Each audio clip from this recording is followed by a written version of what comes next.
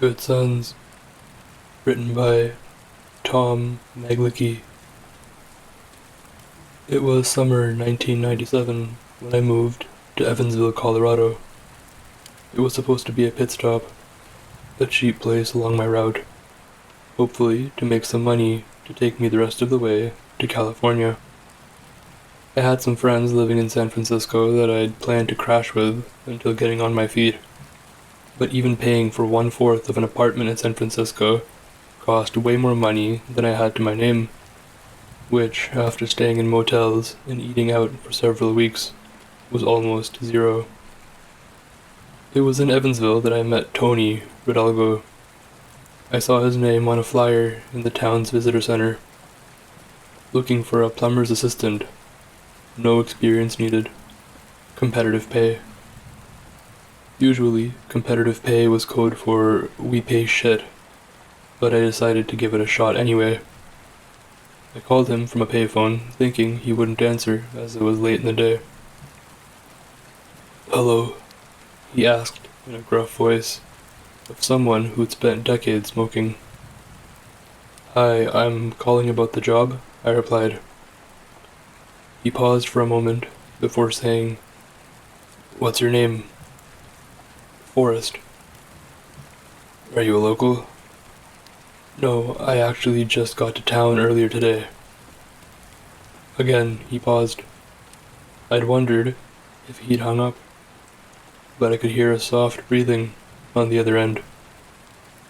I don't have much plumbing experience," I said, thinking he was waiting for me to speak. "But I'm a hard worker and a fast learner." "You know how to hold a wrench?" I told him I was good with tools, as I used to work in my dad's woodshop, which was mostly true, though he usually only had me hold things stable or sweep the shop. He was always scared to have me use the saws, saying he couldn't afford to have a doctor sew my finger back on if I sawed one off. He said I had all the experience I needed, and introduced himself as Tony. We agreed to an in-person interview the next day. The interview was held at this small warehouse on the east side of town. The little Camry that my dad left me had trouble with those mountainous roads, whining and whirring every time it took a slope. It thankfully made it to the warehouse with little time to spare. Tony was waiting outside, smoking a cigarette when I arrived. He was a large man, at least 6'3", with a pot belly and thick glasses. He waved at me to follow him inside. The inside was filled with PVC pipes and shelves containing everything from brand new tools to cleaning supplies to loose wood panels.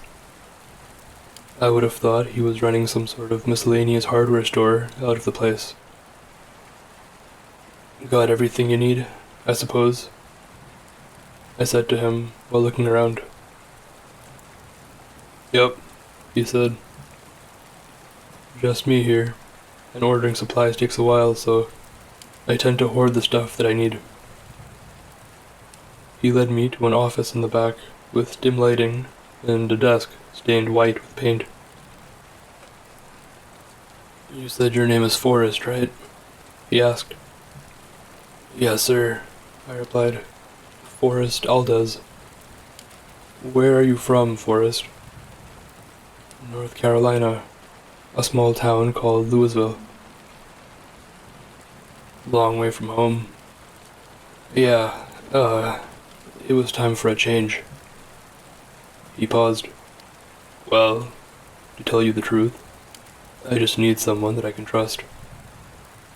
"That's me, sir," I replied with a smile. He leaned back in his chair and nodded. We sat in silence for a moment, making me wonder if I was supposed to say something.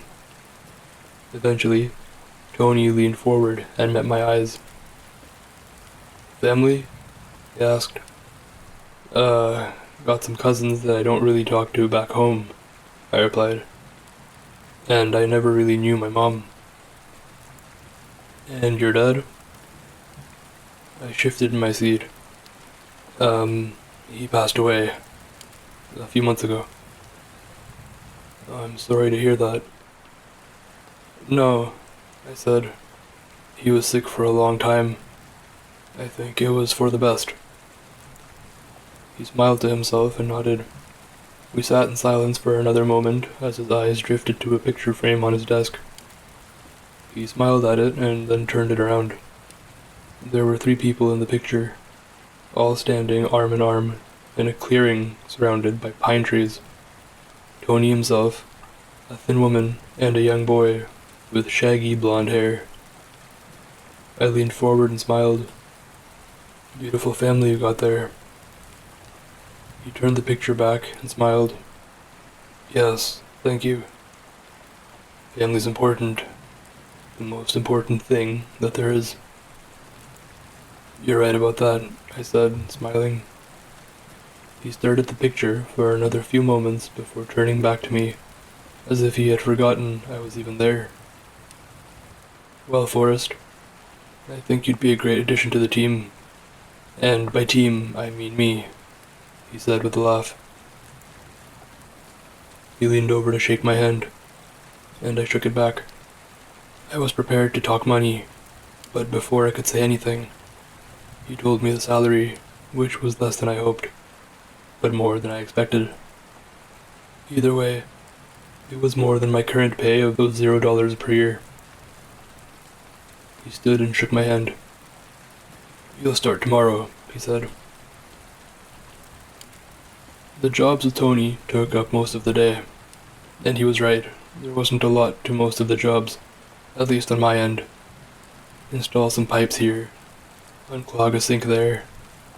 He handled all the difficult stuff, and when I needed help with the easy stuff, he never made me feel stupid about it. Not like bosses I'd had in the past, who made me feel like a Neanderthal for not being able to do something perfectly that I had just learned. One day, we were walking in the crawl space under our house. I always hated small spaces, which is why staying at that cheap motel was a mindfuck. My father said it was because of something that happened when I was younger, but he never told me what it was. Sometimes I dream about being in a dark, enclosed space with someone yelling outside, but I'm not sure that's an actual memory. The crawl space was dark, dusty, and full of spider webs, bits of light peeking through thin cracks in the wood. Tony was right outside, searching for the water main, while I was tasked with looking under the house for leaks. It was fine at first, but the deeper I crawled, and the more that spider webs covered my face, the faster my heart beat. I bit my lip and took several deep breaths, telling myself to stop being a pussy. A breeze blew by. I didn't know that was possible on the enclosed space, but it carried with it a soft sound. I clocked it as a man's voice, but told myself I was hearing things. It came again, this time a bit louder. It wasn't Tony's voice, but one that I recognized. Forrest, he said. I closed my eyes and shook my head. The light from the cracks disappeared. Stop, I told myself. Forrest, help. Stop, I cried before crawling towards the only source of light I could find. You have to, Forrest. Stop, stop, stop. I continued to yell while diving into the light of the open air. Tears covered my face, and my heart beat like a bass drum. I couldn't stop my hands and legs from shaking as I rolled into a ball on the ground. A hand touched my back, bringing me back to reality. I took several deep breaths and looked around to see the still, silent woods staring back at me. Tony was standing behind me, wearing a sympathetic smile. Come on, let's grab a beer, Tony said. There was only one bar in town, as far as I could tell. This small place called the Watering Hole that looked almost like a rundown gas station from the outside. Tony went to the bar to order drinks, while I sat at a table near the back. One of the men, a few tables over, lifted his head and met my eyes. He stared for a moment, then looked at Tony before putting his head back down. He soon returned with 2 beers, setting one in front of me before taking a big swig of the other. "Good work today," he said. "Thanks," I said, with a soft laugh. "I guess you didn't expect to hire such a pussy." He sighed. "Nothing wrong with getting scared, lad. Fear is evolutionary, as they say. Ingrained in us to tell us something is wrong." "Yeah," I said, thinking that fear was built into us to prevent us from getting eaten by saber-toothed tigers, not to make us about piss ourselves because the lights went off. We sat in silence for another few minutes, working slowly on the beers. "I'm really sorry, Tony," I said. I don't know." He cocked his head at me, then turned to the bar. "2 shots of Jack," he called. He turned back to me and said, "You seem like you could use a little something stronger." It would be the first of many shots that night, and with every one came laughs and a warmth that relaxed my body even more. By the 4th, Tony and I were smacking each other on the back while laughing at jokes about President Clinton. After a while, I'd forgotten about my time in the crawlspace. I'd forgotten about everything. At one point, Tony pulled some photos from his wallet, each featuring either his wife or his son. He told me that his son's name was William and he was 11 years old. "Yep, he's at that age where he doesn't want to listen to anything," Tony said with a smile. "I'm sure your dad went through the same thing with you." I feigned a smile. "What's your wife's name?" He smiled and said, "Honora. We've known each other since elementary school. She always thought that I was a shit, and she was right. But she agreed to go out with me when we were in high school, and..." He bit his lip and put all the pictures back in his wallet. It was quiet for a few moments, making me wonder if I had said or done something wrong. "You never told me how your dad died," Tony said, making my body clench. He was sick," I said. "Really sick." He cocked his head and leaned forward, wanting more than I was giving him. "He was, in a lot of pain towards the end." I paused as he kept leaning forward, making me feel a bit uneasy. He couldn't even get out of bed to piss and shit. It was, really hard to see him like that. He was always such a strong guy, and, my hands shook around my half-empty beer bottle. I couldn't continue, no matter how much Tony wanted me to. I was scared to meet his eyes again, but when I did, he was no longer in front of me. I felt something on my shoulder and realized Tony had wrapped his arms around me. He smelled like beer and sunshine, just like Dad always had. I was unable to stop myself from crying. "Forrest," said Dad's voice. I looked into the distance, seeing what I thought was a silhouette. "Dad?" I said weakly. "Forrest, it's time, son," he said. "Time?" I asked. "Time for what?" His voice lowered. "Time to do what needs to be done." I woke from my dream in a place I didn't recognize. It was dark wherever I was. I could hear the muffled sounds of birds outside, but the space I was in was completely silent. A pain shot through my head as I racked my brain for what had happened last night. I remembered the drinks, the laughs, Tony's face. A loud rattle followed me trying to stand. I felt the sting of cold metal around my ankle and touched a thick chain attaching my leg to the wooden floor. I pulled several times using all my strength, but it didn't give. "There's no point," said a voice from the darkness. I pressed my body flat against the wall and said, "Who's there?" "Someone who's been here a lot longer than you." It was a man's voice, weary and tired. Where am I?" I asked. He paused. "You should have never come here."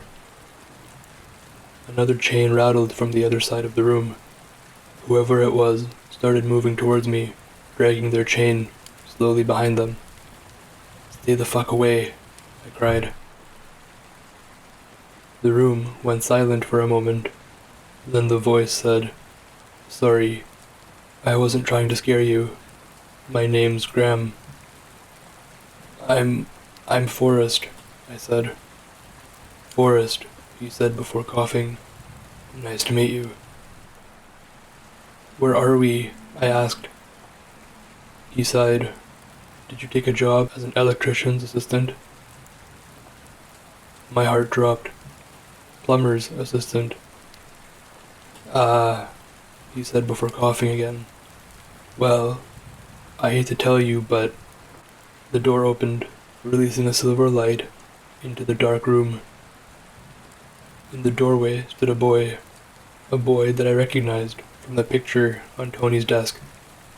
It was his son, William, and he was holding a tray with 2 plates, each featuring a piece of chicken, 2 ears of corn, and a small pile of green beans. "Kid, you gotta help us," I pleaded.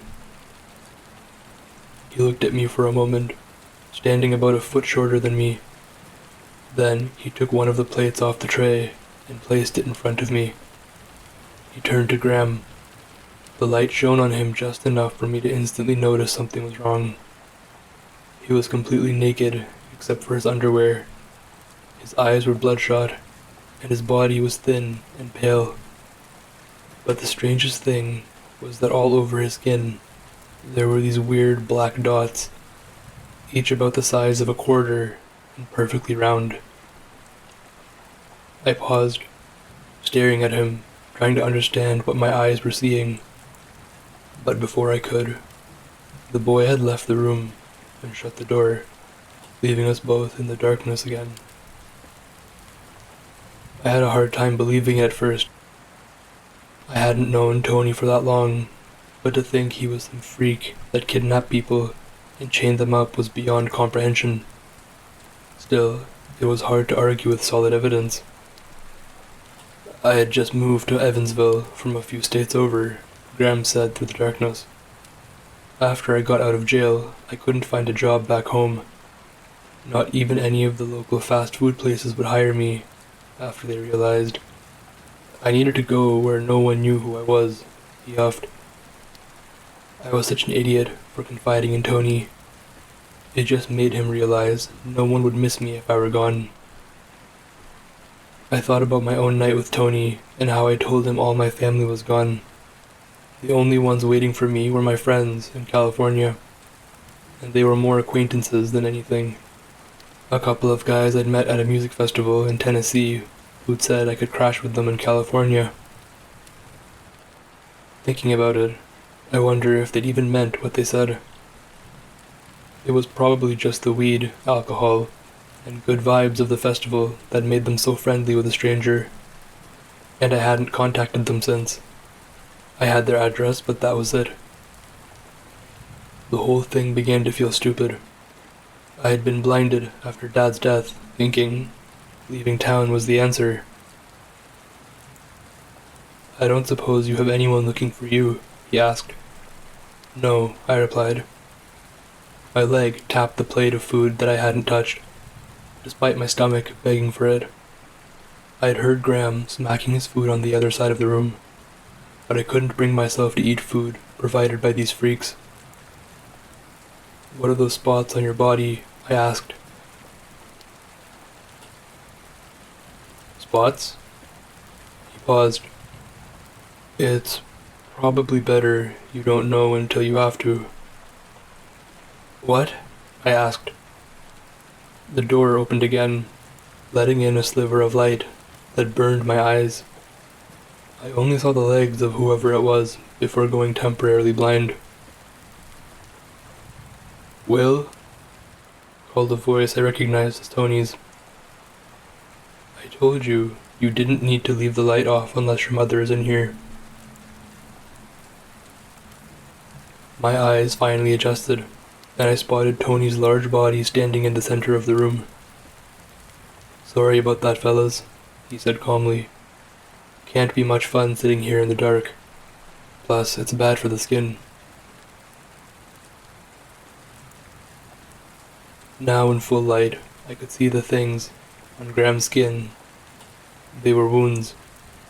Perfect circle wounds, each about an inch deep.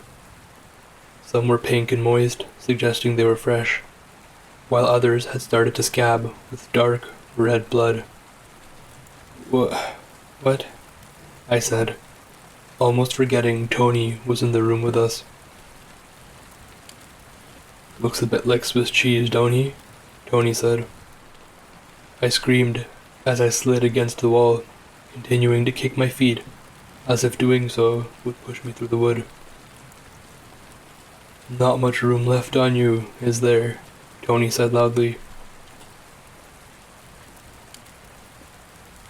He knelt in front of Graham and grabbed his face, twisting the poor man's head from left to right. "Nah, I see a couple of empty spaces there." "What the fuck are you doing, Tony?" I asked, through tears. He cocked his head at me and frowned. He stood up and moved towards me, making me curl into myself. "I'm sorry, Forrest, I am. But you've got some time before she gets started on you. As I said, there's still some space on him over there." "What the fuck are you talking about?" He looked at my plate of food, then back at me. "You need to eat." "No fucking way," I said before kicking the plate across the room, sending the food into the air before splattering on several spots on the floor. He sighed before standing up and walking to the plate. He raised the plate at me before picking it up, then walking to the chicken leg. He placed it on the plate, then did the same with each ear of corn, making a point to look at me each time he did. Lastly, he scooped the green beans onto the plate, complete with dirt and dust from the floor. I turned my head as he brought it towards my face. He smiled and placed it in front of me. "Graham here will tell you what happens when you don't eat," he said. "But don't worry, I'll leave the light on for you all this time." Tony walked out of the room, leaving me staring at Graham, who shook like a scared dog. Graham did explain what happens when you don't eat, though I wish he hadn't. He said that when he was first captured, he refused to eat, as well. Despite threats from Tony and his own desperate hunger, he wouldn't eat. About a week into his stay, Tony held him down and forced a pill down Graham's throat. When Graham awoke, he was tied to the floor with a thick plastic tube filling his mouth. He could feel it reach the end of his esophagus and into his stomach. Tony had brought over a funnel and a pitcher of this thick white substance. Graham said he could see bits of green bean and hunks of pink chicken flesh floating among the substance. "I'm thinking you can guess the rest," he said before having another coughing fit. I nodded, looking at the messy plate of food sitting in front of me. "The worst part was them pulling the tube out of me," he said. I sighed and paused. I looked at the chicken leg before picking it up. I took a long, slow bite, tearing the cold flesh away from the bone. Despite the lack of seasoning, it tasted amazing after a day without food. "Why are they doing this?" I asked, looking at Graham's wounds. "His wife," he said.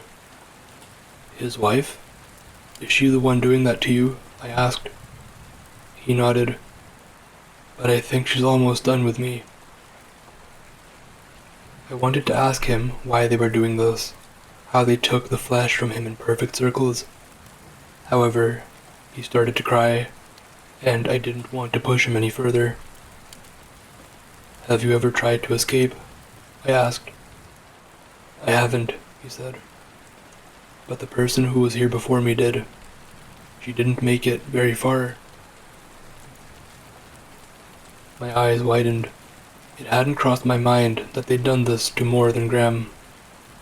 I opened my mouth to ask him more, but before I could get a word out, the lights went out, and Graham's screams filled the room. The sounds were muffled at first.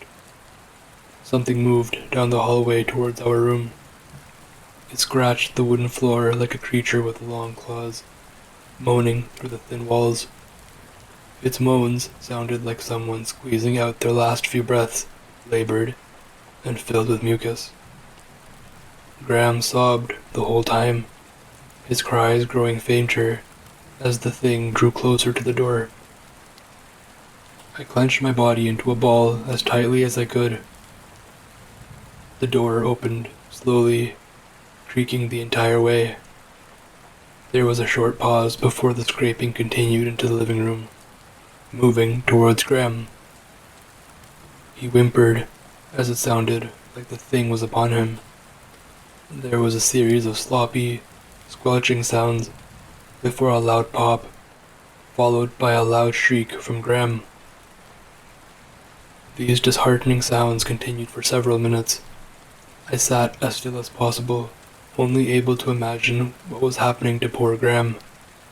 The sounds paused for a moment. Then, whoever or whatever this thing was, began moving back across the floor, towards the door. I listened as it scraped its way back down the hall until I couldn't hear it anymore. "Graham, what was that?" I asked. "It was her. His wife," he returned. The lights came back on after what felt like hours in the dark. The blurry shape of Graham sat across the room, shifting back and forth, like a child who'd just gotten in trouble.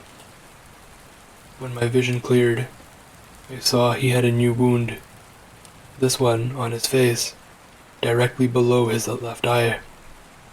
"Shit," I said, mostly to myself. The door opened, and Tony entered, carrying with him a variety of supplies, including gauze, bandages, and what looked to be a bottle of peroxide. Graham cringed as Tony dabbed his wound with peroxide. I shook, watching the two of them. "What the fuck are you doing?" "Cleaning his wound," Tony replied nonchalantly. "What's it look like?" "You're a crazy fucking redneck," I said. "You and your whole fucking family." "You didn't tell me you had such a mouth on you."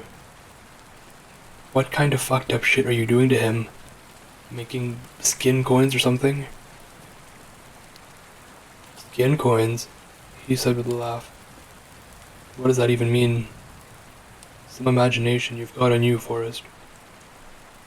"What then?" I yelled. "What's your wife doing with the skin she's taking from him?" Tony handed Graham a wad of gauze and motioned for him to press it against his face. He groaned as he stood, stretching before turning towards me. "Graham here is keeping my wife alive," he said, moving towards me.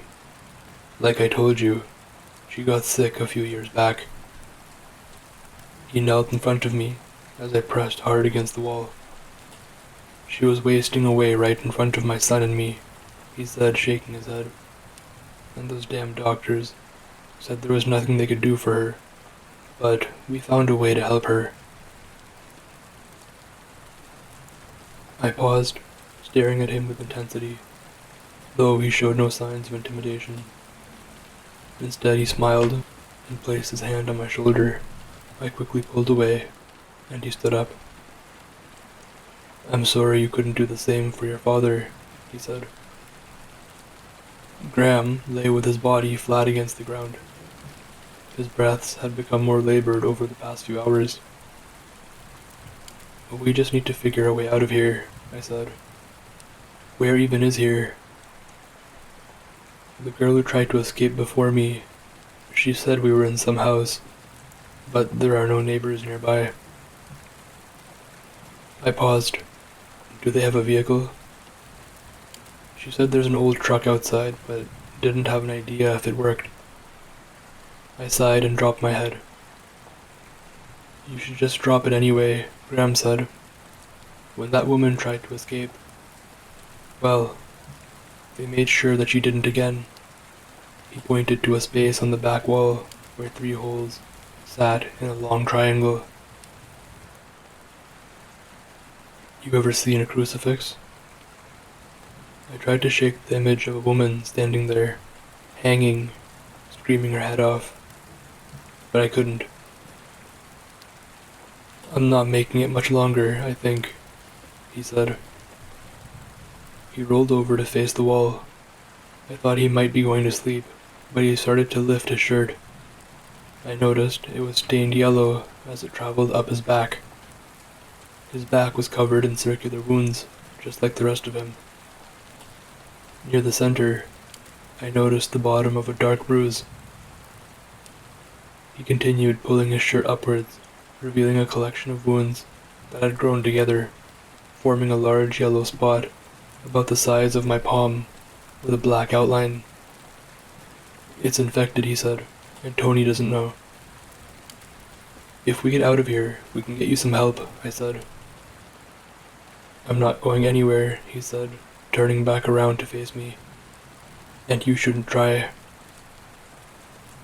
"So I should just sit here and wait for them to do to me what they've done to you?" I asked, tears filling my eyes. I sat up, feeling lightheaded, and looked at Graham, who was staring at me with a grin. He was looking at me like I was the one who needed sympathy. "Have you ever watched anyone die?" I asked. Graham cocked his head at me before shaking it. Tears started to fill my eyes. "My dad was really sick," I said. He was in a lot of pain. I knew he'd be better off just..." I wiped my eyes. "But I didn't want him to. He was my dad, and I needed my dad. He was all I had." "Towards the end," I continued, "he was vomiting all the time and shitting himself. He told me every part of him hurt every second of the day." I paused. "He begged me to." I sighed and looked to the sky as if my dad could hear my confession. I took his gun, put a pillow over his face, and I dropped my head to my knees again, hearing the gunshot in my head. The tears had covered my face and were soaking part of my shirt. I tucked my head between my knees and stared at the floor through tears. "Fuck," I cried into the air. We sat in silence for the next few moments, save for the sound of my soft sobbing. I felt pathetic. There I was, needing to figure out a plan to get out of here, to save myself and Graham, but all I could do was think of my dad. William would reappear an hour or so later with our food. He placed the 2 trays on the floor and slid each one to us. I met his eyes as he stood, staring at him with what felt like a mixture of anger and fear. His eyes dropped to the floor as he bit his lip. He left the room as Graham weakly ate his chicken. I didn't want to eat, but my stomach was begging for food, and I needed the strength if I was going to escape. Plus, the food might help clear this brain fog that had kept me from coming up with any ideas. I took a hard bite of the chicken, splitting the bone in 2. I guessed I was hungrier than I thought. As I finished the food, I stared down at the long bones and other food particles. They looked like pieces to a puzzle that I couldn't fully see. Then an idea came to me. Graham had passed away in the night. He had a large coughing fit, which didn't seem unusual. However, after it ended, I looked at him and saw his eyes staring wide open at me. William discovered Graham's body and called for Tony. Tony dragged Graham's body out of the room. I watched him disappear from the room and released a loud breath as the door closed. I knew what his dying meant. It meant the next time Tony's wife came to the room, she would be coming for me. If I was going to make it out alive, that meant fighting my way out, which also meant biding my time. No matter how much I wanted to be out of there before she returned, I'd have to wait. The lights went off. I felt like I was floating in the middle of space, drifting towards a black hole. The familiar scraping sound filled the hall a few moments later. I watched the space where I thought she might be on the other side of the wall, but it was impossible to tell where I was looking. The door opened a few moments later. The scraping continued, getting louder as she got closer. I pushed myself as flat as I could against the wall. I knew that she had to be right on me, but I couldn't sense her.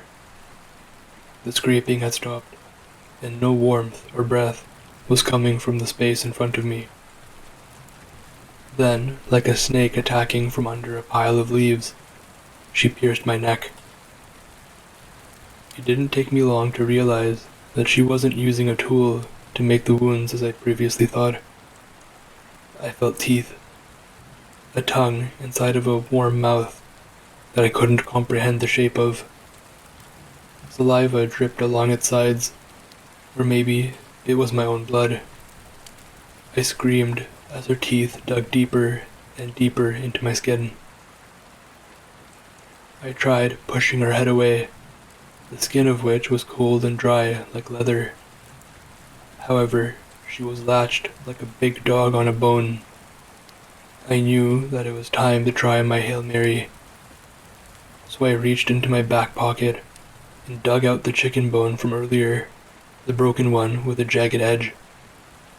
I plunged it into where I thought her neck was, and I felt it go in. She wailed like a banshee, and I thought it might pop my eardrums. I pulled the chicken bone out and heard a loud shuffling across the floor, like a massive insect was trying to return to its hole in the wall. There was a thumping from above me. "Honey, what's wrong?" Tony called, and she wailed again. Tony moved down the hall, and the light came on. He entered the room and came straight for me, his eyes full of anger. He grabbed me by the edge of my shirt and pulled me forward. I took the chicken bone and plunged into his neck. He screamed in pain as I held him tightly, stabbing him again and again anywhere I could.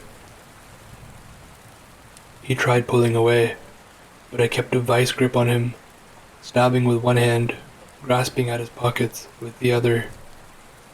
He managed to push me off, sending me falling hard against the floor. His shirt and neck were covered in blood as he ran out of the room. I held the keys I'd managed to get out of his pockets before going to work on the lock. I frantically thrust key after key into the keyhole, my hands shaking the entire time. Eventually, there was a click, and the chain fell to the floor. I slid into the hall and moved quickly, but with light feet. The front door was in my sights, but as I was about to reach for it, I saw Tony and William out the side window, both walking towards the house. Each had several tools in each hand. Saws, wrenches, and knives, all the things that told me I couldn't let them find me. I looked around for anywhere to hide, but only saw a staircase to the side. I scurried up just as the front door opened. "We'll show that son of a bitch what happens when someone hurts your mother," Tony said. From the balcony, I could see them moving down the hall, towards the room that I had just escaped. I could either make a break for the door, or hide until they were far enough for me to escape. "That motherfucker," Tony yelled. "I'll check outside, you check the house. Here, take my pistol. Just be sure to aim for his kneecaps so he stays alive." "But Dad," he said, "My shotgun's in the shed," Tony said, completely ignoring William. "Now, check anywhere he might hide." "I don't think I can shoot someone." "You know why we do this, right, boy?" "Yes, sir. So Mom can stay alive." "Good. And that's the most important thing, right? That she's alive?" "That she's alive?" "Yes, sir." William looked uncomfortable with the gun while moving towards the stairs, but I wasn't going to test my luck. I quietly moved down the hall, noticing a door at the far end. The inside was pitch black. I moved inside and slowly shut the door behind me, crawling on my hands and knees towards the center of the room. A thin streak of moonlight shone through a break in what looked like two blankets hung over the window. I crawled towards it, thinking I could easily make it through the window and sneak to the truck. I had my hand on one of the blankets when something touched my bare foot. Something cold and dry. I turned and saw the moonlight shining on a pale gray mass with dark strands of hair hanging like wet seaweed. It was a head, but it was missing all the important features: eyes, nose, ears. The only thing where the face should be was a hole about the size of a quarter near the bottom, with flat teeth lining as deep down as I could see, like one of those lamprey fish. I yanked the blanket down, allowing moonlight to illuminate the entire room, and in front of me sat a thin, skeletal body on all fours, and, like Graham, it was covered in black holes. These were different, however. Instead of open wounds, they were deep and dark, with a thick layer of skin lining them. As I watched, the skin lining the holes moved in and out, like the mouths of those fish that clean the inside of tanks. I was close to pissing myself, and my body felt frozen to the ground.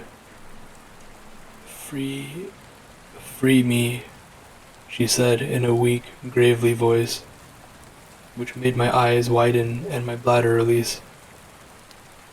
She reached into the darkness and threw something to my side.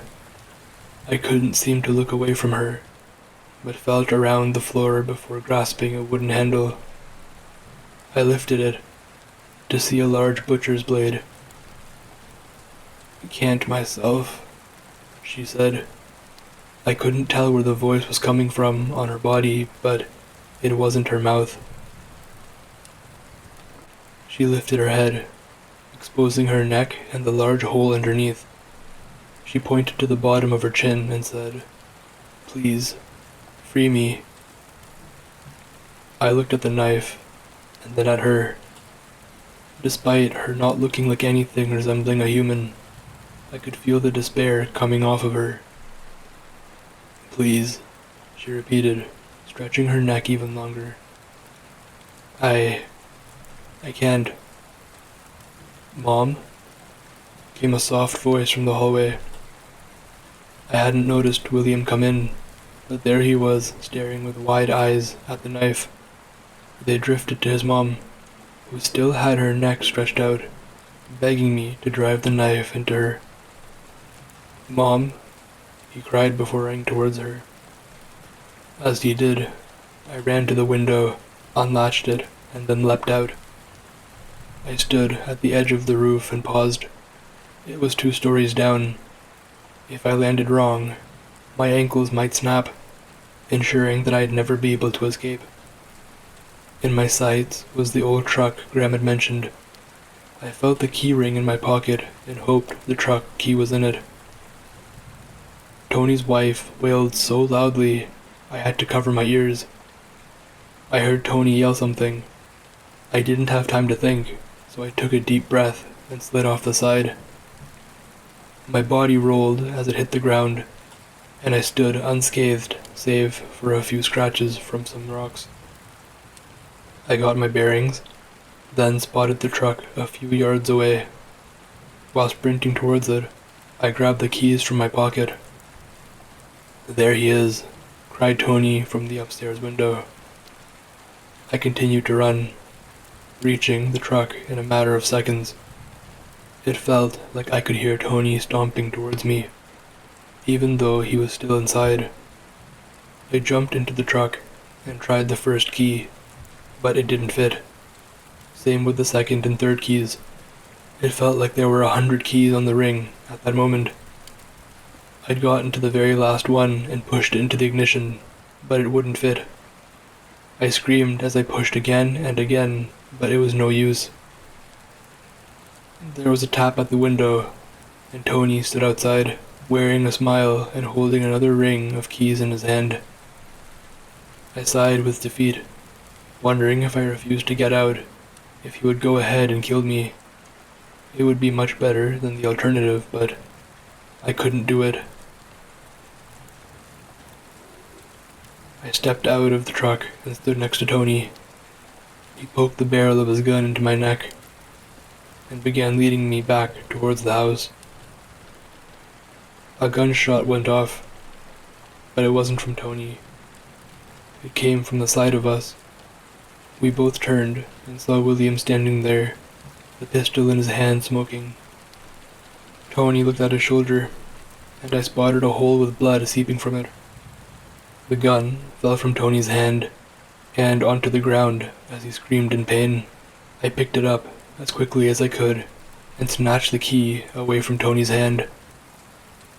He looked up at his son as I climbed back into the truck.